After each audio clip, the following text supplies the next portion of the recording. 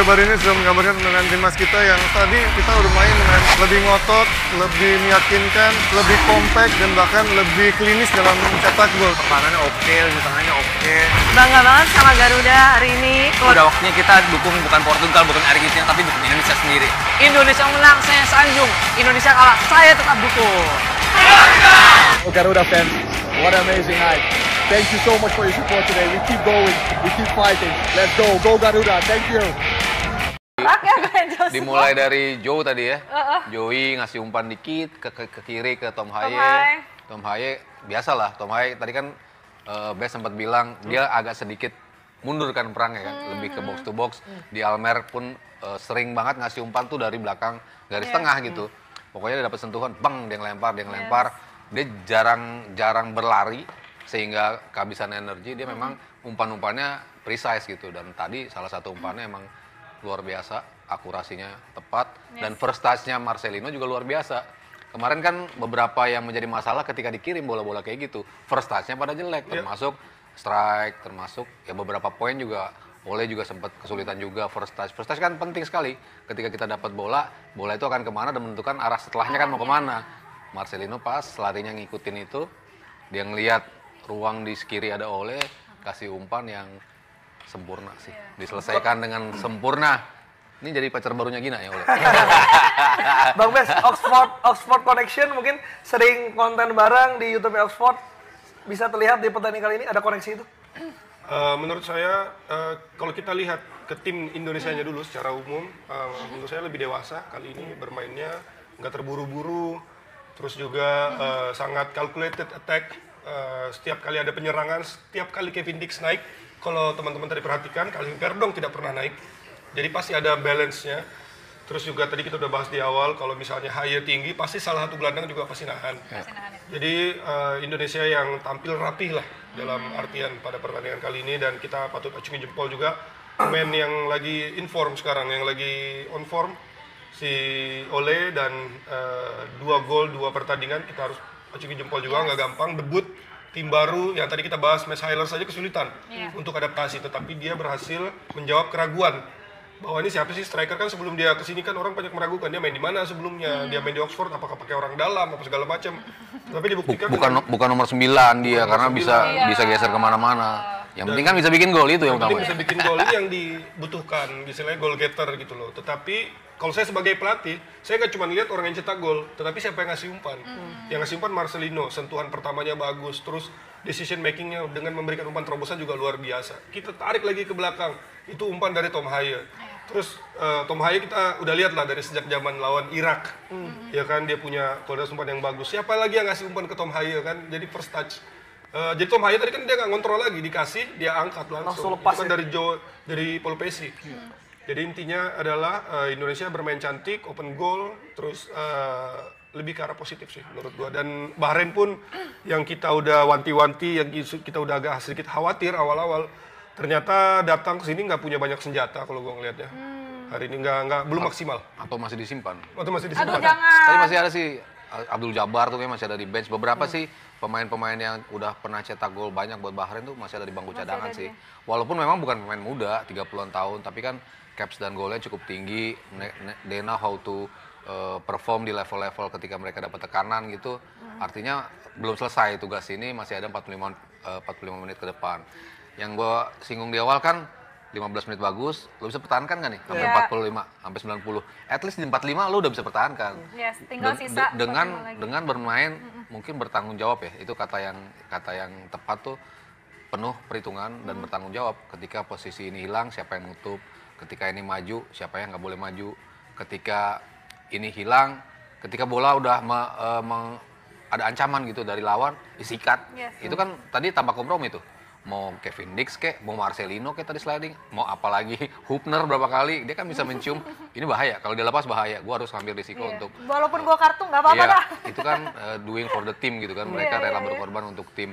Jadi semuanya calculated semua gitu, cuman kan ini baru 45 menit, kita harapkan banget lah 45 menit ke depan tetap bisa dengan intensitas yang sama, karena Bahrain sejauh ini ya belum menunjukkan performance yang standarnya mereka gitu. Biasanya sedikit lebih tinggi ya. Dari sisi operan, dari sisi ketenangan, dari sisi gimana mereka build up dan di kandangnya mereka mendominasi total kita gitu kan. Tapi ya kita paling nggak di 40 menit itu bisa menahan mereka. Bisa menang. Mas Apis Win nyanyi game, lagu Tanah Mas Air win nih. game, Mas win game. Lo mau main kayak apa, yang penting menang. Ole, ole. Ya kok ya jadi.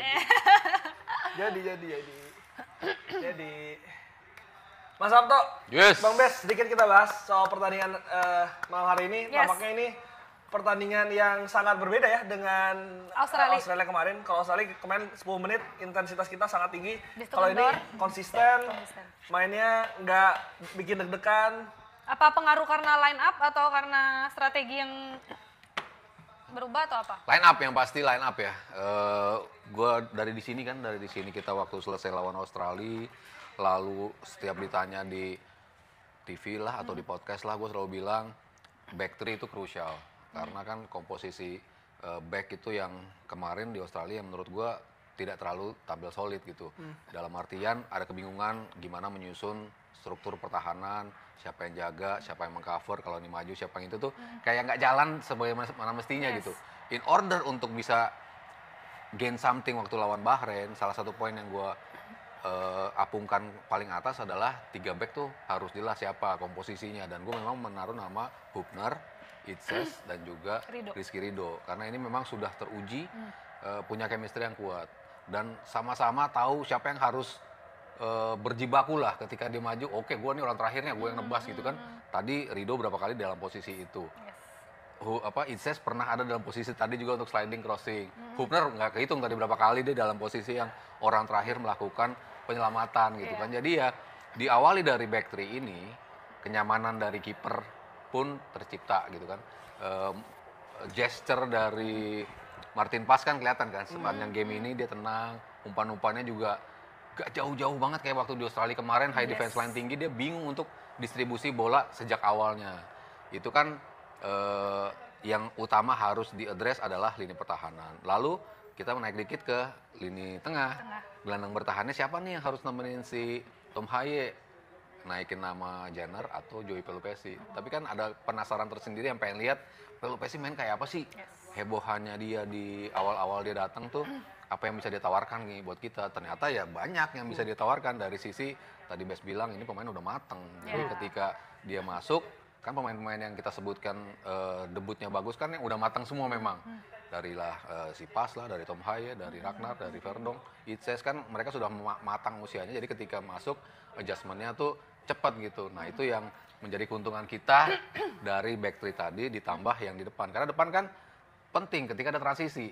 Kalau lu belakangnya misalnya rapi gitu, tapi transisi untuk nahannya di depannya nggak bagus, bola juga buru nyampe ke belakang dan ke kiper juga kan datang lebih cepat, bahaya juga. Jadi ya awal yang sangat bagus dengan struktur 3 bertahan, back ditambah gelandang bertahannya. Selebihnya ke depan sih bisa dibilang pilihan yang cukup realistis ya, ketika Marcelino tetap harus main, Ragnar kembali masuk starting line-up, 2 wingback-nya Verdonk sama Kevin Dix, itu udah komposisi. Makanya tadi saya bilang kan begitu nongol starting 11, yakin nih gue dapat 3 poin ya, karena gue percaya dengan chemistry lini belakang ditambah gelandang bertahan dan keseluruhan ke depannya. Bang Bes?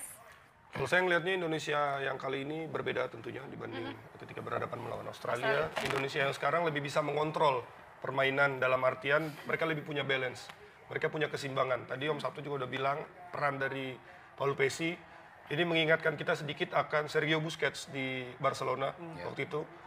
Ketika semua orang tuh menyorot Messi, Xavi Iniesta, tapi orang lupa biangnya lupa. bahwa jangkarnya orang yang menyeimbangkan dan orang yang memberikan kebebasan untuk fullback naik, Tom Haye naik, gelandang naik adalah Paul Pesi, memberikan ketenangan di situ. Kita nggak butuh gelandang yang kemana-mana di timnas Indonesia versi yang sekarang. Kita butuh gelandang satu yang bisa nahan, yang bisa kontrol, yang bisa balance di situ, dan itu adalah Paul Pesi. Menurut saya dia adalah yang salah satu man of the match lah di pertandingan kali ini. Pelupesi juga Pelupesi. Dan juga kalau kita sedikit bahas ada Justin Hubner di bawah yang memberikan apa namanya, kalau bahasa orang Latin tuh grinta. Grinta. Ya kan Partai, api dalam partai, bukan.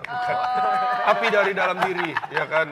Dia berjuang, dia nggak pantang menyerah gitu istilahnya tadi. Berapa kali dia menabrakkan dirinya pada bola. Sama terakhir special mention dari gua yaitu adalah pergantian Ricky Kambuaya yang menurut saya surprise hari ini. Kita tahu di pelatih sebelumnya di beberapa pertandingan di kualifikasi Piala Dunia dia jarang dapat menit bermain. Dan sekarang justru kaget kita tadi sekitar menit 75, jadi sekitar masih ada sekitar 15-20-an menit lah sama tambahan waktu dia main. Kita udah agak deg-degan nih kan, ini kan menit-menit krusial, apakah ini keputusan yang tepat, tapi ternyata pelatih paling tahu, kondisi pemain mereka paling paham, dan terbukti tadi menurut saya itu adalah pergantian yang positif, dan ini bisa jadi kartu joker yang lain untuk pelatih Patrick Kluivert di masa yang akan datang. Dengan masuknya Ricky Kambuaya memberikan dinamisme berbeda yang tadinya pakai satu gelandang serang tadi ketika Ricky masuk jadi dua gelandang serangnya. Dia banyak beroperasi di kiri dan berapa kali dia berhasil lewat loh lini pertahanannya Bahrain. Tapi kan kita tadi ngelihat ya kita bagus bertahannya, konsisten gitu ya untuk timnas kita Bang Bes, Mas Sabto. Tapi ada yang mungkin ada apa yang harus kita perbaiki lagi untuk kedepannya mungkin berhadapan sama Cina. Kita lihat tadi ada peluang juga dari Eliano tapi masih kurang. Ini ya belum tepat lah gitu. Ya, yang saya pertanyakan ketika di laga lawan Australia adalah in-game management dari Patrick Kluivert yang kita singgung. Ini kayaknya nggak jalan nih ininya.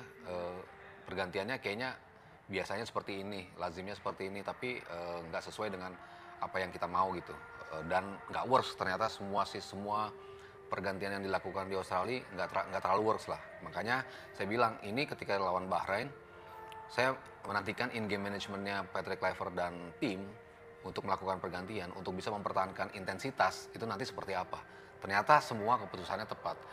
Tadi kan kita bilang, gak apa-apa, begitu ada yang capek langsung ganti. Begitu, yang penting intensity lo ketahan. Dan benar kan, Haye diganti. Dan tapi happy-nya tuh lini pengganti-pengganti kita juga oke sesuai. semua. Jadi memang top notch lah pilihan-pilihan dari pelatih. Pemain yang digantikan, pemain yang menggantikan itu semuanya sesuai gitu. Tadi kita butuh bertahan. Akhirnya nambahin Jenner sama ada Kambuaya, Pelopesi masih ada di situ. Ada keseimbangan tadi yang kita selalu sebut di tengahnya.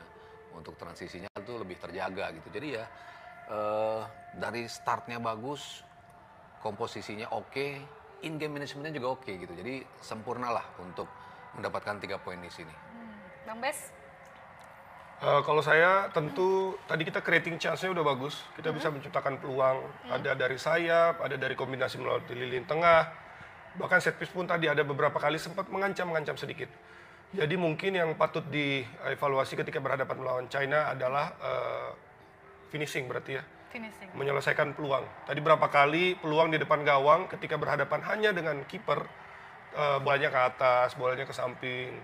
Tetapi itu nggak masalah. Menurut saya finishing itu bukan sesuatu hal yang parah lah istilahnya kalau orang sakit. Yang sulit itu menciptakan peluang. Kita sudah bisa menciptakan peluang, tinggal menyelesaikannya. Jadi menurut saya tinggal 1-2 langkah lagi dalam proses kepelatihannya. Dan saya yakin akan semakin lebih baik. Jadi Indonesia sudah berada di jalur yang tepat kalau menurut saya. Jadi tinggal nanti bagaimana kita berhadapan melawan China, terus berbuat semaksimal mungkin melawan Jepang. Karena realistisnya sih kita juga harus lihat lawan kita yaitu Australia yang kemungkinan bisa mengambil minimal 3 poin lah di pertandingan berikutnya.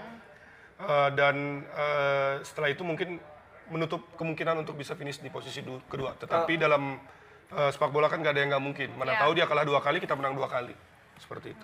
Bang Bes, Oke, sahabat-sahabat Garuda, saya rasa cukup statement kali ini. Jadi bagaimana tanggapan kalian? Silahkan ditulis di kolom komentar. Dan jangan lupa like dan subscribe channel ini agar kalian tidak ketinggalan informasi penting khususnya timnas Indonesia.